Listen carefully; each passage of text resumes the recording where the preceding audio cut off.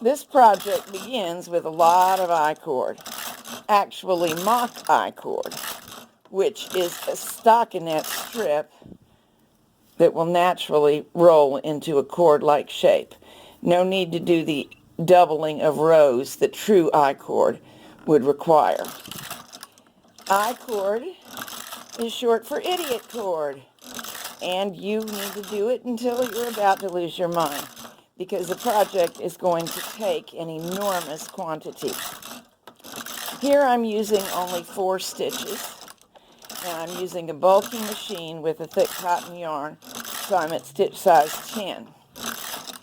You could also use a standard gauge machine with only 4 stitches to make a daintier project, such as a coaster, a placemat, something like that. But you can increase stitches so that your cord is a real thick, bulky cord. Totally your call. You will then want to match the cord to an appropriate crochet hook. When one yarn runs out, fasten on a second yarn of very close weight and similar fiber content so that you'll have an easy time washing, and just keep going. A lot of times I would go ahead and knit a knot through. These yarns are at the upper end of what the machine will manage, so in this case I won't. But it's okay to do it. Your misdeeds will get hidden inside the crocheting. You can try to carefully plan your color graduations or just do it randomly. Keep in mind, if you decide to plan, that not only will one color run into the next in basically the yarn that you're making with this I-cord, but as the coils get crocheted around and around, colors that you didn't predict will abut one another. So keep that in mind when selecting. I've made 9 2/3 yards of cord, and it's about 3 ounces of this bulky cotton. That's just to give you an idea of how much yarn gets consumed in the project. Of course, cotton is weightier than acrylic of the same gauge, so it would take less in terms of ounces of acrylic of the same yardage. To finish off your cord when you're done knitting with all the yarn you've got, just run the yarn tail through the last row of stitches and pull it tight as I have, but leave that yarn tail attached. We'll use it. Now push the tail through using a latch tool or a yarn needle about 3 inches from the end, and then we'll pull it tight and knot it, and that will make the ring that we begin crocheting into. Trying to do it the usual way, knotting a loop into our yarn's so bulky, that's a little problematic. Make sure that this is really secured. It loves to back out. That should do it if I also tie a good square knot in it, and then I'll just trim this off. It'll be buried in the center, so just snipping it is okay.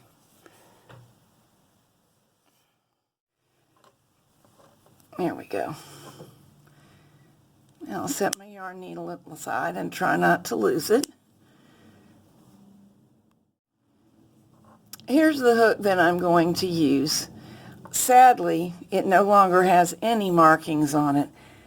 I have it in my mind that it might have been called Q once upon a time, but it doesn't really matter what it's called. Just match up the fit to something you're comfortable crocheting with. There are no hard and fast rules here. Now insert the hook into the ring as usual for crocheting. Pull up a loop, and we begin single crocheting into this ring until we have whatever number of stitches in it seems to lay down well. It's going to vary with every project, and you go through the yarn at an incredible rate. You saw me already needing to pull out some. Make sure your stitches don't get too tight, because it won't lay down nicely. if they do.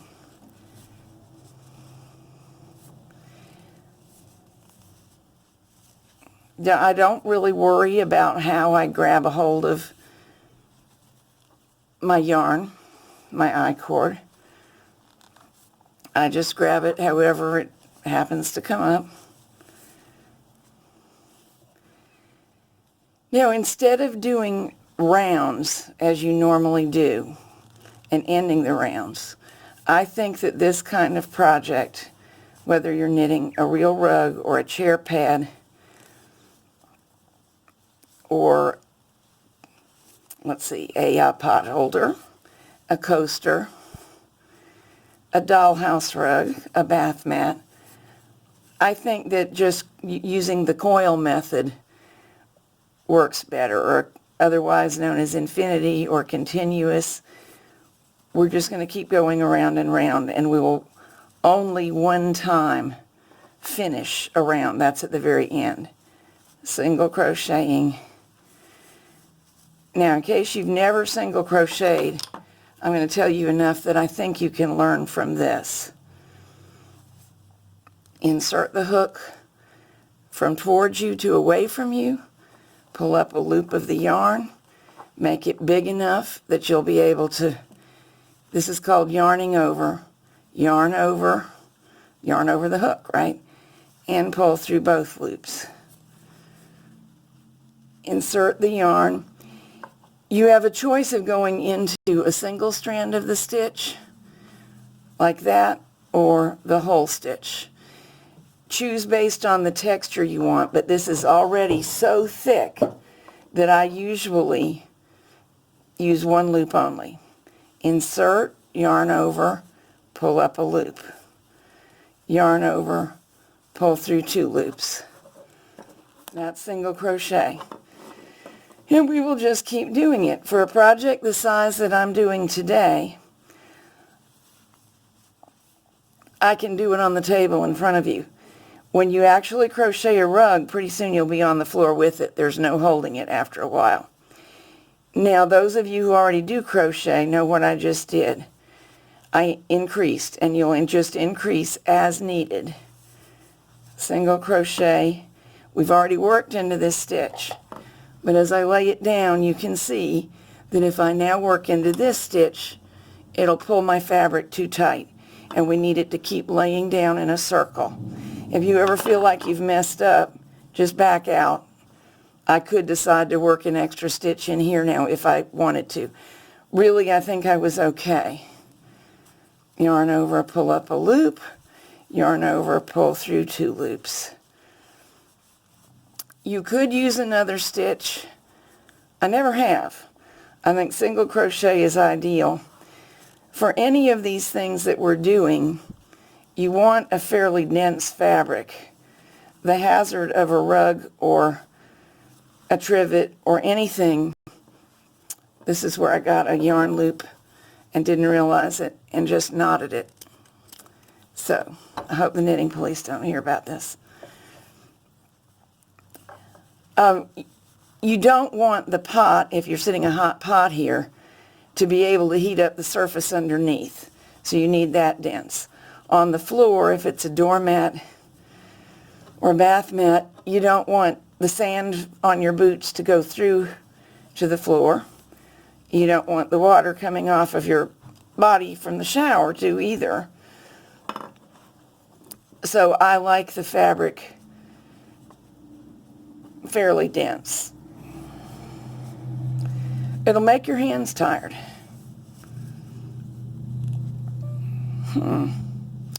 Well, here's a beautiful thing about this.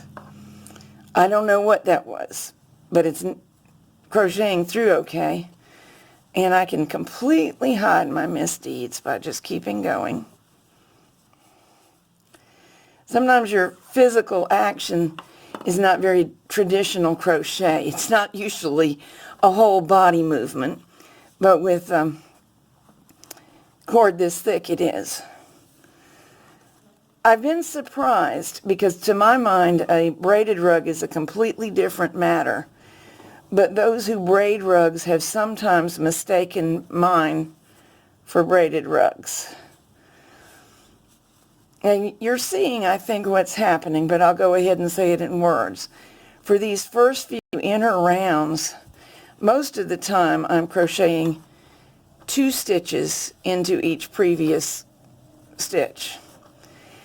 But as the rug gets larger and larger, the curve out here gets gentler. It flattens out. So you won't need to do 2 per stitch the whole time. And when it starts being obvious that that you don't, just stop. Do this by feel. Lay it down often, as I'm doing, to check.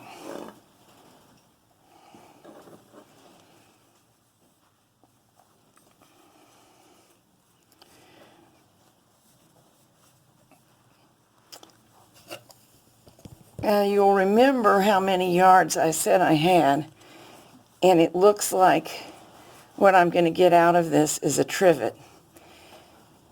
So you can see how very, very much cord you would need to do a room-sized rug. I have done one. I don't think I ever will again. Bath mats are not so bad.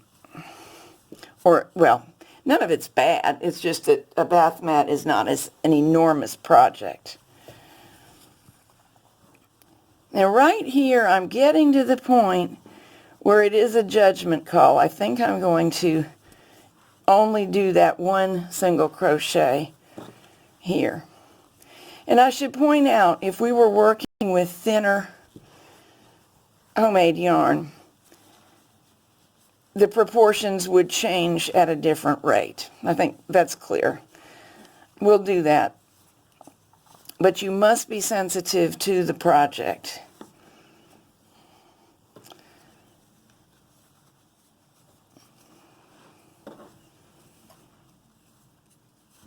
And just keep checking, are we laying flat or not?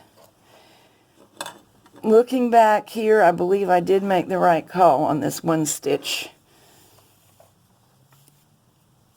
So now we've reached the point where not every stitch needs to be worked into twice. Maybe every other. Let's see if that works out. As noted, I can always back out. We'll work twice into this one.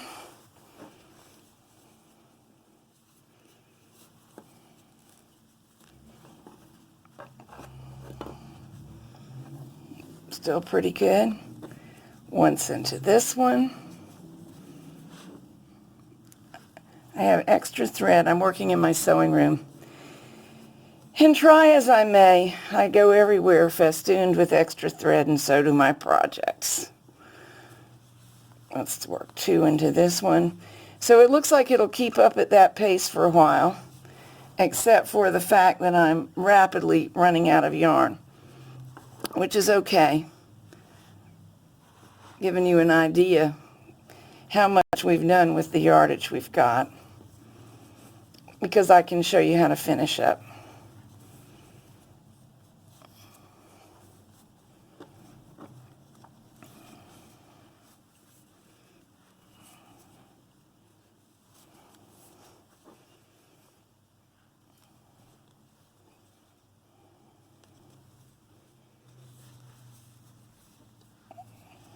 Okay, this is obviously my last stitch. And before I close everything off, I'm going to check that it lays down nicely on both sides. You'll note that the texture front and back is a little bit different. I'm going to get my yarn needle and weave this in and not worry about it anymore. This one's nice and big, so that's not a problem.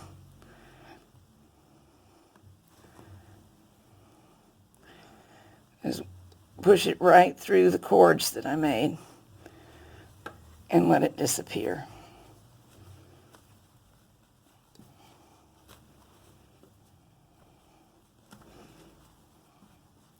Well, needs a little bit more. When you end up short like this, there, I don't think you could see it before. That's what I'm trying to pull through. You can use the needle backwards in a fabric like this anyway. All gone. All right, now push this in through. And I can use the very last of it to go like this. Just loop it into the edges. That makes the edge smooth out. But you don't have to do that last little bit. And now I'll use the yarn tail to fasten it. So the crocheting goes pretty fast, or it does at first. As the item gains diameter, a trip around it can take hours. But I did get a decent little trivet, and I could use another one. So that's not bad.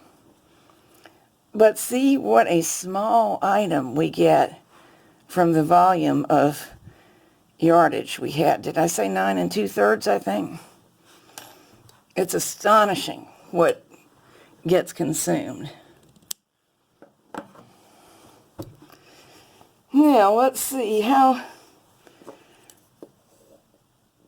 tall is this rug? My thumb is marking the thickness. I show you that to point out, that's one reason it consumes so much yarn. It's another reason that it's very insulating and cushioning. So for, say, a seat cover, very comfy. And it's a reason why, even though there are bigger crochet hooks in this, and you could certainly whittle yourself one out of a big dowel, but you would end up working with such a volume and so much thickness that there are only a few occasions where you would want it, and your hands are going to need to be very strong to handle much thicker than this. Now let's work with some thinner yarn. This was knitted on the standard gauge machine. It's probably the lower end of number 2 yarn, but I still used 4 stitches. And there it is, rolling itself up. You really have a hard time telling it from true cord. I think I will use my 9mm crochet hook. I've already sewn my loop into the end, as I did on the other one. This time I did something a little bit different that you can do. If you have no idea how much of the knitted cord you're going to need for the project, and generally we don't, you can take the live stitches off, leaving a good yarn tail, onto a safety pin or other kind of stitch holder. That way I would be able to hang this back on the machine and keep knitting more I-cord. That works better for lightweight yarns such as this one because the machine can hold it. I can do it for a while on this one, but eventually I'll need enough cord to dangle down and let this sit on the floor because the project will get too large and hefty for the machine to support. So let's find our looped end and do what we always do. Begin single crocheting.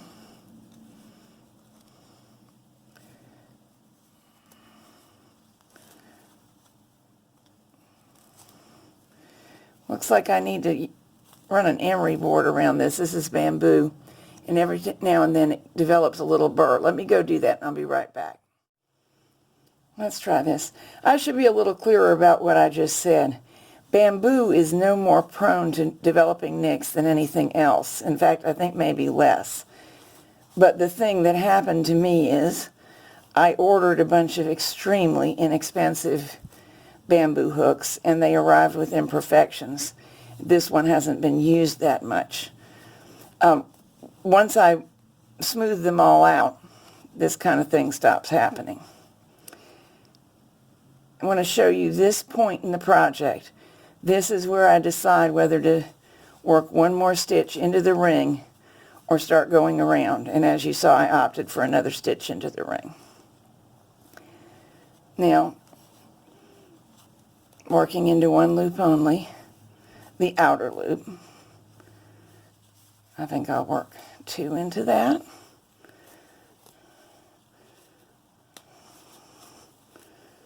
1. Yep, I believe I should do another one into the same stitch.